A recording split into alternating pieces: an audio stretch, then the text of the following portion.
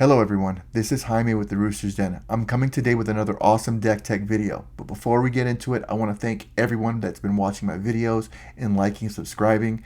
It's really been awesome to see the channel grow, and thank you so much. I truly appreciate it. But before I tell you what deck we're talking about today, you know what we got to do first. Hit the music.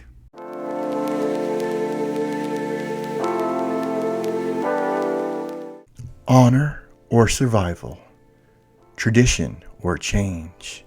On the island of Tsushima, Jin Sakai stood at a crossroads between a samurai and ghost, between the old ways of honor and the new ways of necessary. And in Magic the Gathering, this card captures the same tension. Jin Sakai, Ghost of Tsushima, is a commander that thrives on both shadow and sunlight, a warrior who can face his opponents head-on or strike unseen when they least expect it. Just like in the game, you will need to balance the blade and the ghost. Strike with precision or protect your honor. And when the moment comes, vanish into the wind.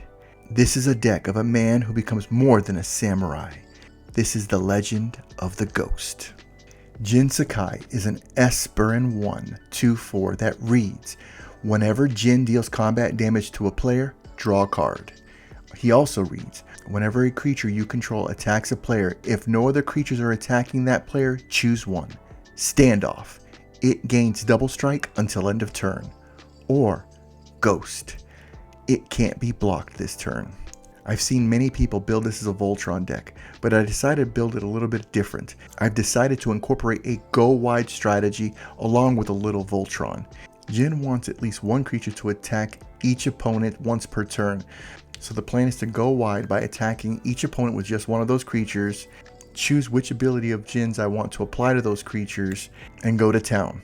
We have a bunch of evasive creatures that are filled with awesome attack triggers that will help us take over the game, so let's get into the tech. First, we start off with the Planeswalkers. We have 5 of them, all of them which fit the theme of our commander to a T. First one, Kaido Shizuki. He reads, at the beginning of your end step, if Kaido entered this turn, he phases out. His +1, draw a card, then discard a card unless you've attacked this turn. His -2, create a 1/1 blue ninja creature token that this token can't be blocked. Right then and there you see he synergizes with Jin perfectly. His -7 reads, you get an emblem with, whenever a creature you control deals combat damage to a player, search your library for a blue or black creature card, put it onto the battlefield, then shuffle. Next we have Kaido, Bane of Nightmares. Kaido, Bane of Nightmares is a legendary planeswalker with ninjutsu, blue, black, and 1. He also has +1, you get an emblem with ninjas you control get +1/+1. He also is a ninja, by the way. His 0, surveil 2, then draw a card for each opponent who has lost life this turn. His -2, tap target creature, put 2 stun counters on it. And the final Kaido, Dancing Shadow. Whenever one or more creatures you control deal combat damage to a player, you may return one of them to its owner's hand. If you do, you may activate loyalty abilities of Kaido twice this turn rather than once. +1, up to 1 target creature can attack or block until your next turn. 0, draw a card. -2, create a 2/2 colorless drone artifact creature token with Death Touch. When this creature leaves the battlefield, each opponent loses 2 life and you gain 2 life. These 3 ninjas pair up very well with our samurai. Then we have the Wandering Emperor, who has Flash. As long as the Wandering Emperor entered this turn, you may activate her loyalty abilities at any time as though you can cast an instant. +1, put a +1/+1 counter on up to 1 target creature. It gains first strike until end of turn. -1, create a 2/2 white samurai creature token with vigilance. Or -2, exile target tapped creature, you gain 2 life. Finally, we have the Eternal Wanderer. No more than 1 creature can attack the Eternal Wanderer each combat. Her +1 is exile up to 1 target artifact or creature, return that card to the battlefield under its owner's control at the beginning of their next end step. 0, create a 2/2 white samurai creature token with double strike. -4, for each player, choose a creature that player controls. Each player sacrifices all other creatures they control that were not chosen this way. Next, we go to the creatures. We have 26 of them. Thousand Face Shadow, Ninjutsu 2 blue.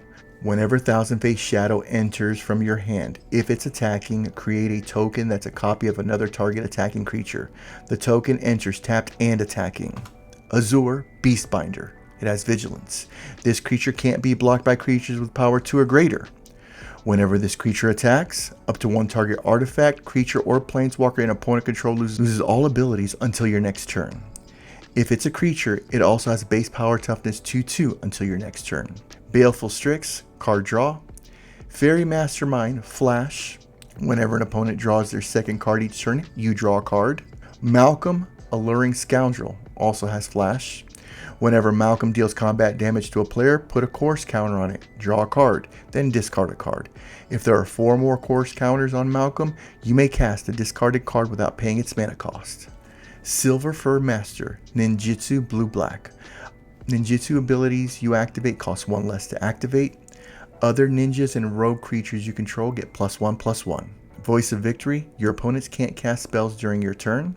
Gralix Illithid Scholar, whenever a creature you control becomes blocked, you may return it to its owner's hand. Whenever one or more creatures you control deal combat damage to a player, draw a card. Mistblade Shinobi, Ninjutsu Blue. Whenever Mistblade Shinobi deals combat damage to a player, you may return target creature card that player controls to its owner's hand.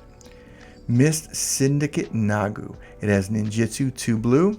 When this creature deals combat damage to a player, create a token that's a copy of this creature. Prosperous Thief, Ninjutsu 1 in blue.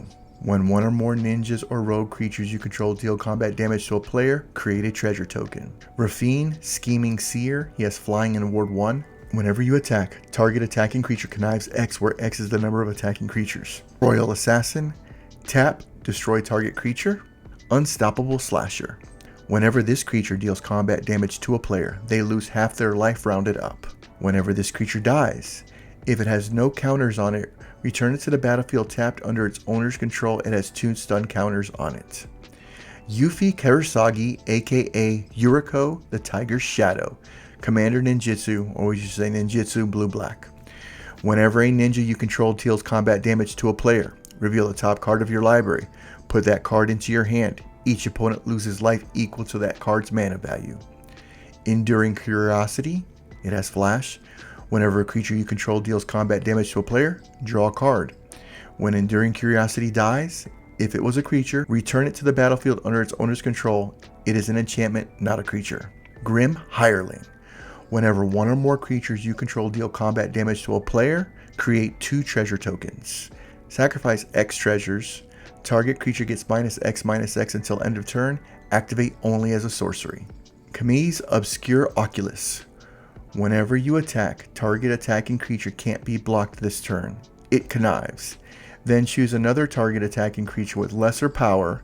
That creature gains double strike until end of turn. Micho, Konda Truthseeker. Whenever a source an opponent controls deals damage to you, that player sacrifices a permanent of their choice. Ninja of the Deep Hours. It has Ninjutsu 1 in blue. Whenever this creature deals combat damage to a player, you may draw a card.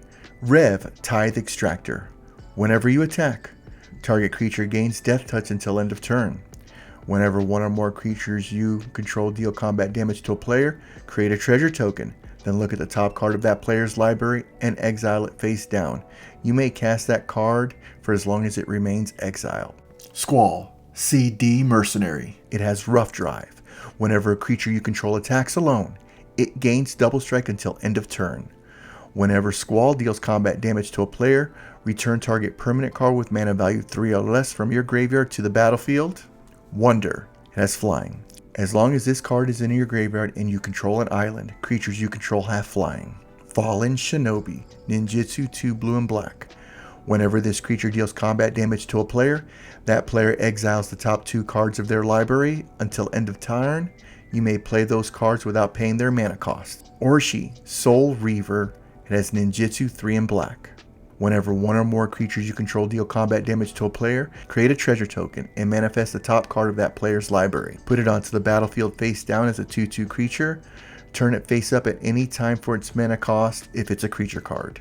Finally, Silent Blade Oni, Ninjutsu 4 blue and black. Whenever this creature deals combat damage to a player, look at that player's hand. You may cast spells from among those cards without paying their mana costs. Next, we're on to the sorceries. We have 3 of them. Stock Up, Card Selection, Toxic Deluge, and Supreme Verdict, Removal. Next, we go to the instants. We have 10 of them. Swan Song, Negate, Dovin's Veto, all counter spells. Ethereal Haze, Flawless Maneuver, Ghostly Flicker, Protection. Path to Exile, Deadly Rollick, Removal. Born Upon the Wind, Card Draw, and Flash Enabler. Next, we come to the artifacts. We have 13 of them. Soul Ring, Arcane Signet, Felwar Stone, Mana Ramp. Brotherhood Regalia, Lightning Greaves, Swiftfoot Boots, Protection Equipment. Conqueror's Flail, more Protection Equipment. Sword of the Animist, Ramp Equipment. Genji Gloves, Extra Combat. Then we go to Key to the Vault. Whenever equipped creature deals combat damage to a player, look at that many cards from the top of your library. You may exile a non-land card from among them, put the rest in the bottom of your library in a random order. You may cast the exiled card without paying its mana cost. Buster Sword. Equipped creature gets +3/+2. Whenever equipped creature deals combat damage to a player, draw a card, and you may cast spells from your hand with mana value less than or equal to the damage without paying its mana cost. Quietus Spike. Equipped creature has Death Touch. Whenever equipped creature deals combat damage to a player, that player loses half of their life rounded up. Finally, Bident of Thassa, just more card draw. Then we go to the enchantments. We have 7 of them. Duelist Heritage gives double strike to target attacking creature. Forged Anew gives all equipment we control flash and reduces the equipment cost to 0 once per turn.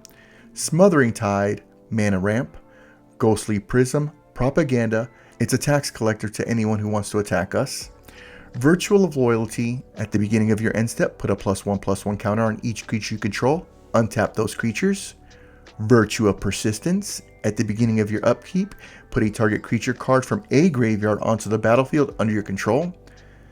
Finally, we come to the lands. We have 35 of them. Adakar Waste, Castle Chimera, Caves of Quelos, Command Tower, Darkwater Catacombs, Demolition Field, Iganjo, Seat of the Empire, Esper Panorama, Evolving Wilds, Fabled Passage, Field of Ruin, Flooded Strand, Gloom Lake Verge, Godless Shrine, Hollowed Fountain, 3 Islands, 3 Plains, Marsh Flats, Ottawar Soaring City, Polluted Delta, Rafine's Tower, Shipwreck March, Takanuma Abandoned Mire, 3 Swamps, Undercity Sewer, Underground River, Underground Sea, Vault of Champions, and Watery Grave. And that's it for my Jin Sakai Commander Deck Tech video. As you can see, Jin and his companions have many different ways to get in on combat damage against our opponents. Even if they continue to take Jin out, the rest of the cards in the deck have many different ways to get in and take out our opponents. Once again, guys, thank you so much for watching my videos. I truly appreciate it. This is Jaime with the Rooster's Den. Talk to you guys soon. Bye.